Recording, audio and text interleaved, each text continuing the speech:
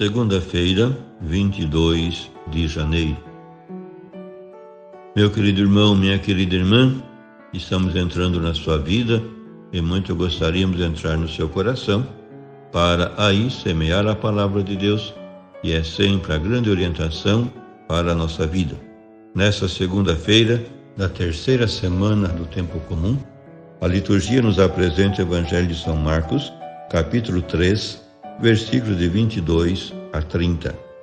Naquele tempo, os mestres da lei, que tinham vindo de Jerusalém, diziam que ele estava possuído por Beelzebu e que, pelo príncipe dos demônios, ele expulsava os demônios.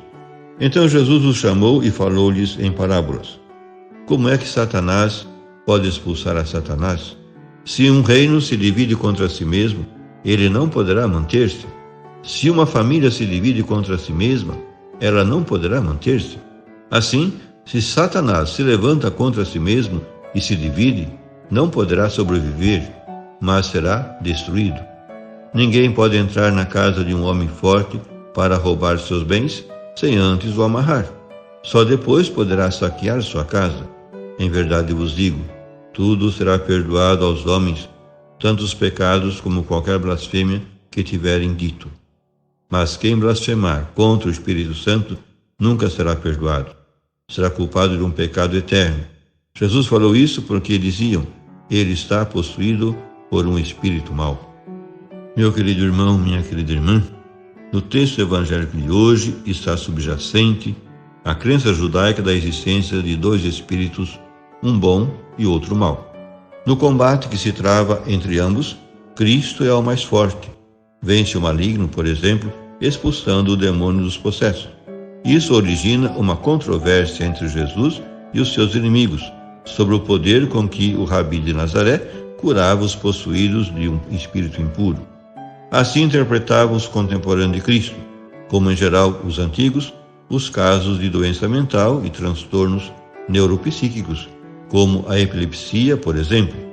Como evidencia o Evangelho de hoje, os adversários de Jesus negam-se a admitir que o reino de Deus se manifesta na sua pessoa e milagres, por exemplo, nas curas dos possessos, que eles atribuem à cumplicidade com o diabo, em vez de as verem como de fato são, o fim do domínio de Satanás.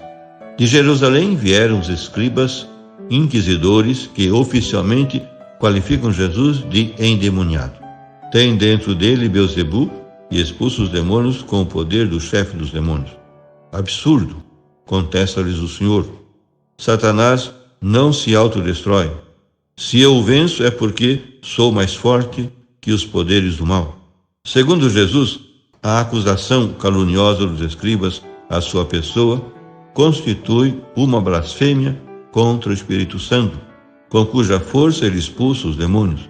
Pecado imperdoável porque é a rebeldia obstinada, a negação total à graça salvadora de Deus, a cegueira voluntária diante da luz, atribuindo ao diabo o que evidentemente é obra esplendorosa de Deus. O que pretendem com tal acusação é desprestigiar Jesus perante o povo, que o admira e o segue até não lhe deixar tempo nem para comer. Algo pelo menos já conseguiram. Os seus próprios familiares vieram para o levar, porque diziam que não estava no seu juízo. Os poderes do mal têm nome próprio no Evangelho de hoje, assim como no resto da Bíblia. A serpente, o tentador, Satanás, diabo, Beelzebu, demônio. Esta personificação do príncipe do mal é evidente na Escritura. À parte, os conhecidos elementos míticos que tal encarnação individual contém, o que nos é ensinado é a realidade do mal. Este é um poder que evidentemente existe, infelizmente. É um dado da experiência diária. Está aí presente em tantas situações de pecado, dentro e fora de nós, encarnado na tentação e enquanto agem mal e pecam, optando pela violência e a destruição, a corrupção e a injustiça, o ódio e o rancor, a caça ao homem, o abuso e a exploração, a violação dos direitos da pessoa, o egoísmo e o desamor. Por que tudo isso? Não porque Deus o queira, mas porque o homem o produz com o abuso da sua liberdade, isto é, com o pecado. Poderemos vencer o mal que quer avassalar-nos? Sim, porque Jesus o conseguiu. Felizmente, Cristo venceu o mal, o pecado e a morte. Ele é mais forte que o mal que nos oprime, como se depreende do Evangelho de hoje. Desde que Jesus foi capaz de vencer o mal e o pecado com a sua morte e a sua ressurreição, estabelecendo o reino de Deus na terra dos homens, o discípulo de Cristo, unido a Ele e cumprindo a vontade do Pai, pode também derrotar o mal na sua vida pessoal e no ambiente que o rodeia. Desde então, podemos vencer com o bem. Por fim, rezemos. Bendito seja o teu nome, Deus de nossos pais, porque nos convocas pela palavra de Jesus, teu Filho. Ele é mais forte do que o poder das trevas e do mal. Liberta-nos de nós mesmos, dos nossos medos e desgostos, das nossas rotinas e mecanismos de defesa, para que não fechemos o nosso coração desafiando o teu amor.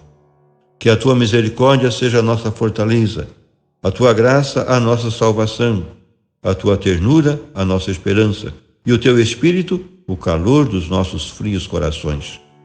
Dá-nos a liberdade e a fascinação da tua luz, para que, tirado o véu dos nossos olhos, optemos por Cristo e o seu Evangelho para sempre. Amém. E a você, meu querido irmão, minha querida irmã, que me acompanhou neste encontro com a Palavra de Deus, desça sobre ti a bênção de Deus Todo-Poderoso, Pai e Filho e Espírito Santo. Amém.